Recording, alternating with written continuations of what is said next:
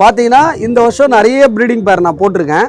அதில் வந்து பார்த்தீங்கன்னா இந்த ப்ரீடிங் பேர் வந்து இந்த வருஷம் நான் எடுத்த யங்ஸ்டர் இது.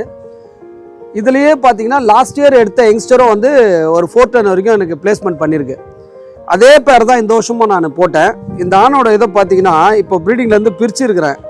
இருந்தாலும் அந்த ஆண் பார்த்தீங்கன்னா பயப்படாது. நம்ம கையில் தான் இருக்கிறோமே அப்படின்ற அந்த ஃபீல் இல்லாத அவர் பாட்டு ஜாலியாக கூவிட்டு இருக்காரு பாருங்க. மோஸ்ட்லி நான் வந்து போடுற மாதிரி இருந்தால் ப்ளூனா ப்ளூ தான் போடுவேன். இந்த ப்ளூ ஒயிட் லைட் ஓகே.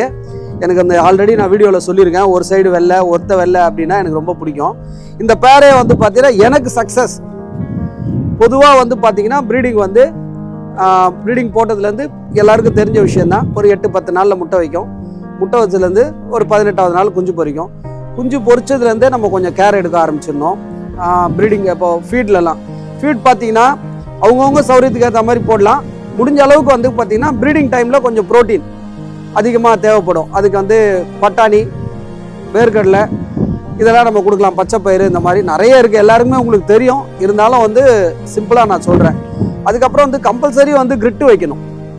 குஞ்சு பொரிச்சதுலேருந்து 8லேருந்து ஒரு 10 நாளுக்குள்ளே ரிங்கு போடுறது நல்ல விஷயம். 7 நாளில் போட்டால் கூட நல்லது. ஒரு 10 நாள்லாம் ஆச்சுன்னு சொன்னால் ரொம்ப டைட் ஆகிடும்.